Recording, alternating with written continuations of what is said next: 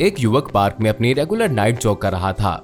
उसे रात में इस पार्क में जॉगिंग करना बहुत पसंद था। अंधेरा है, हवा भी ठंडी है और रात के समय शहर से कोई भी आवाज नहीं आ रही थी। बिल्कुल शांति थी।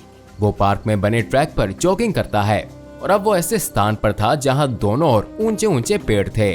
वो ट्रैक के एक शार्प बेंड से मुड़ता है और वहीं रुक जाता है। उसे ट्रैक के बीच में कुछ दिखता है।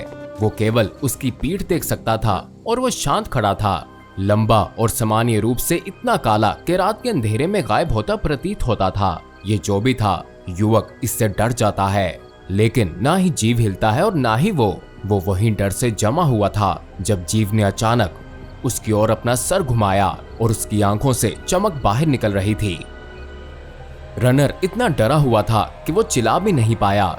वो कीचड़ में गिर जाता है, लेकिन उस जीव से अपनी जान बचाने की कोशिश करता है।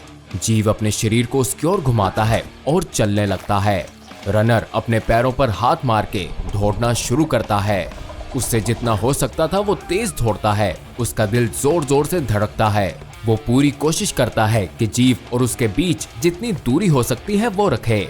उसकी मांसपेशियां जलती हैं, उसके लंग्स दर्द करते हैं, लेकिन वो दौड़ना नहीं छोड़ सकता। वो अपने घर वापस पहुंच जाता है। दरवाजे से अंदर आकर वो उसे तुरंत लॉक करता है। उसकी गर्लफ्रेंड सोफे पर बैठी कुछ पढ़ रही होती है और वो समझ नहीं पा रही थी कि क्या हुआ था। कुछ पल सांस लेने के बाद उसने रास्ते में जो देखा वो अपनी गर्लफ्रेंड को बताता है, लेकिन वो बस हंसती है और कहती है, चमकती आंखों के साथ एक विशाल जीव, अंधेरे के कारण तुम सही से देख नहीं पाए होगे, वो शायद कोई कुत्ता होगा। कुछ भी रनर के पैनिक को जस्टिफाई नहीं कर पा रहा था।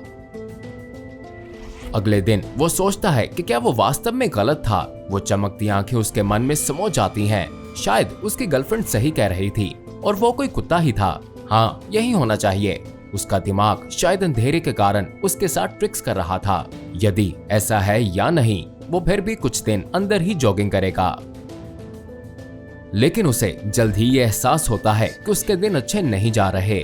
उसने देखा कि उसकी सांस नॉर्मल रूटीन से जल्दी खत्म हो रही थी। क्या उसे कुछ हो गया था? वो बीमार महसूस तो नहीं करता है, लेकिन फिर वो अचानक इतना कमजोर कैसे हो गया?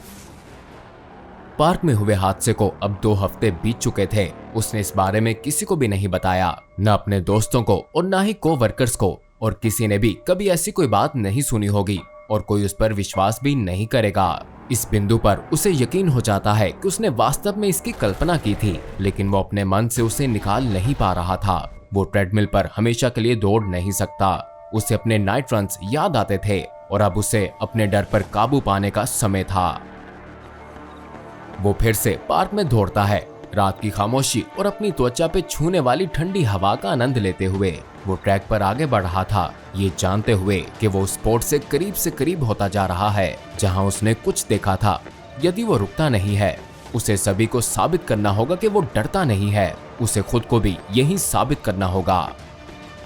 वो ट्रैक के उस हिस्से पर पहुंच जाता है जहां से ऊंचे पेड़ शुरू होते हैं। पहले की तरह शहर से आती आवाजें मध्यम हो जाती हैं और केवल सिर्फ एक आवाज आती है, और वो उसके अपने सांस लेने की। वो स्थान के करीब से करीब होता जा रहा है और उसका दिल तेजी से धड़कता है, लेकिन उसे दौड़ते रहना है। वो उसी कोने पर पहुंच जाता है और वहां कुछ भी नहीं है। वो वहां रुक जाता है। देखा, यहाँ कुछ भी नहीं था, यहाँ कुछ था ही नहीं। उसने वास्तव में इसकी कल्पना की थी। बुओनजोर्नो। आज की फाइल SCP फाउंडेशन की इटालियन ब्रांच से आई है, SCP-015 IT, जिसका नाम है द बुगीमैन।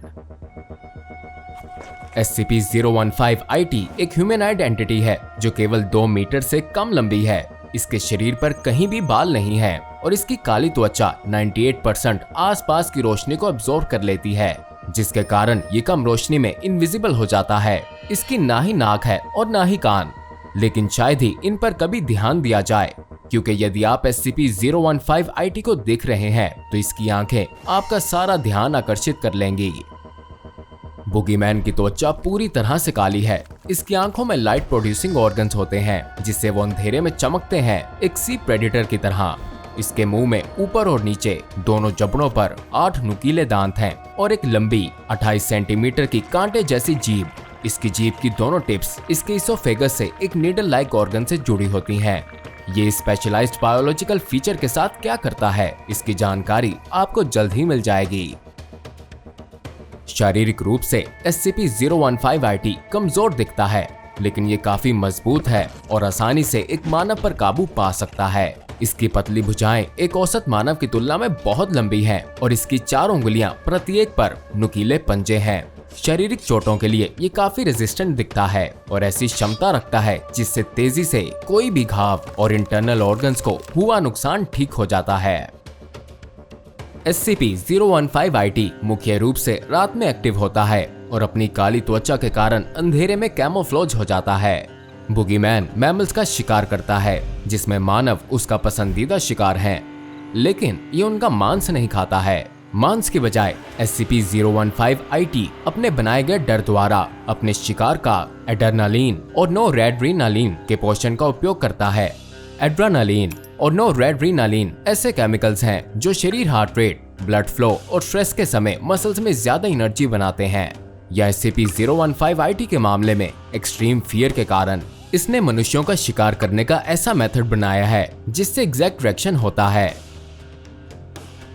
015-IT आमतौर पर अंधेरे स्थानों में छुपता है और जितना हो सके अपने शिकार से दूर रहकर उसका पीछा करता है। यदि ये शिकार द्वारा अनदेखा रहने में सक्षम हो गया तो वो एक पल के लिए रुकेगा ताकि उसका शिकार डिस्ट्रैक्ट हो और ये चुपचाप उसके पास पहुंच सके। एक बार ये पास आ जाए, ये अपने अनजान शिकार की ओर लपकेगा, उसे पकड़कर जल्दी से उसके धड़ के किनारे पर काट देगा जहां एड्रिनल ग्लैंड है।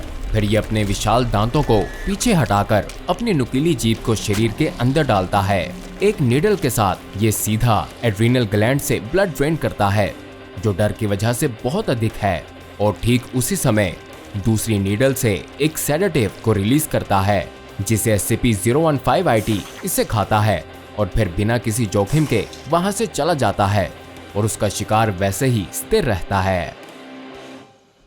एक और अनोमलस इफेक्ट तब होता है जब कोई वास्तव में बुगीमैन को देख लेता है।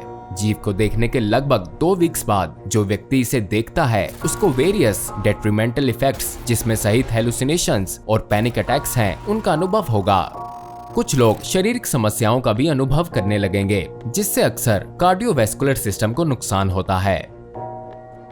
यह भी पता नहीं चला है कि इन मेंटल और फिजिकल इफेक्ट्स का असल कारण क्या है। यदि ये माना जाता है कि SCP-015-IT इसका उपयोग अपने उन शिकारों के लिए करता है जिसे वो बहुत मजबूत या खतरनाक मानता है। 2011 में बुगीमैन को वास्तव में कंटेन किया गया था, लेकिन SCP फाउंडेशन द्वारा नहीं। The brotherhood of Saint George knights Catholic church में एक सीक्रेट ऑर्डर है जिसे पॉप द्वारा वर्ष 453 में सभी अनोमलीज को पकड़ने या खत्म करने के लिए बनाया गया था, और यही वो ग्रुप था जिसने पहली बार SCP-015-IT को पकड़ा था, जिसे उन्होंने अपने क्लासिफिकेशन सिस्टम के अनुसार DIA-212 नामित किया था। जब ये उनकी कंटेनमेंट में था तो उन्होंने इस जीव के बारे में बहुत सी खोज की, जिसे उन्होंने शैडो डीमन का नाम दिया था। सबसे पहले उन्होंने पाया कि जो ये अपने डरे हुए शिकारों का ब्लड पीता है, ये इसको जीवित रहने के लिए वास्तव में कोई आवश्यकता नहीं है। DIA-212 एक अनस्टेबल एंटिटी है और फीडिंग उसे हमारी रियलिटी में अपनी फिजिकल शेप में रहने की अनुमति देती है। अपने प्रभावशाली शारीरिक शक्ति के अलावा बुगीमैन काफी बुद्धिमान भी है, जो मनुष्यों का सफलतापूर्वक शिकार करने, हमला करने और भागने की क्षमता से देखा जा सकता है। ये उन वेपन्स को रेजिस्ट करता भी पाया गया है जिसको ब्लेस्ड माना जाता है, जिससे इसे बहुत ही कम मात्रा में नुकसान पहुंचता है उन वेपन्स की तुलना में जो ब्लेस्ड नहीं है।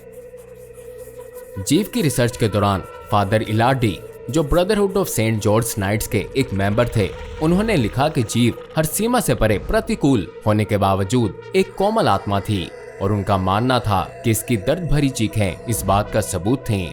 उन्होंने कहा कि SCP-015-IT एक बार कभी इंसान होता था जो कि किसी काली शक्ति द्वारा एक मॉन्स्टर में ट्रांसफॉर्म कर दिया गया। उन्होंने फैसला किया कि जीव को वापस ऊपर वाले के प्रेम और उसके पक्ष में लाने के लिए किसी तरीके को खोजना अब उनका मिशन था।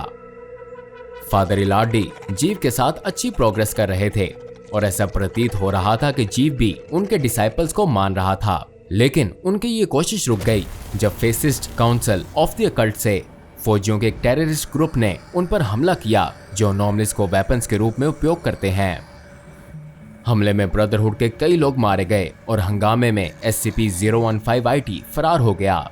इसके बाद प्रॉमिस में कैसेटा से रिपोर्ट्स आने लगी जिसमें होने वाले हमलों को वैम्पायर अटैक्स के रूप में बताया गया। मोबाइल टास्क फोर्स को उस एरिया में भेज दिया गया और 015-IT ने शुरू में अपने विभिन्न शारीरिक क्षमताओं का उपयोग करने और कंटेनमेंट से भागने की कोशिश की, लेकिन इसे अंत में ट्रांसमीटर द्वारा जिसे ट्रैक किया जा रहा था एक गोली मार दी गई।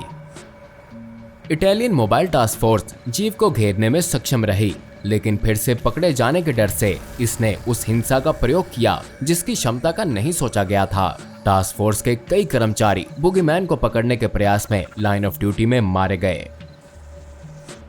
अब SCP-015-IT इटली के एमिलिया रोमैग्ना रीजन में साइट विक्टोरिया में कंटेन्ड है। क्योंकि ये जीव अपने बिहेवियर में काफी अनप्रिडिक्टेबल है, इसी कारण इसे यूक्लिड क्लासिफाई किया गया है। इसे extended human identity containment cell में रखा गया है, जिसको हर समय वीडियो कैमरास और इंफ्रारेड सेंसर्स द्वारा मॉनिटर किया जाता है। इसकी त्वचा की लाइट अब्सॉर्बिंग क्षमता के कारण इसके सेल और उससे जुड़े कॉरिडोर्स को व्हाइट पेंट किया गया है और उन्हें हर समय रोशन रखा जाता है। दिन में 2 बार SCP-015-IT को एक सामान्य सुअर खाने को दिया जाता है। किसी भी कर्मचारी जिसे 015-IT की ड्यूटी सौंपी गई है उसे वीकली बेसिस पे साइकोलॉजिकल ट्रीटमेंट लेना होता है, चाहे रिजल्ट कुछ भी आए, और बुगीमैन के संपर्क में आने के 3 महीनों बाद कर्मचारी को बदल दिया जाता है। अब जाइए और डॉक्टर बॉब की और फाइल वीडियो देखें और चैनल को जल्दी से सब्सक्राइब कर दें ताकि SCP फाउंडेशन में होने वाले हर एक्टिविटी का समाचार आपको मिलता रहे।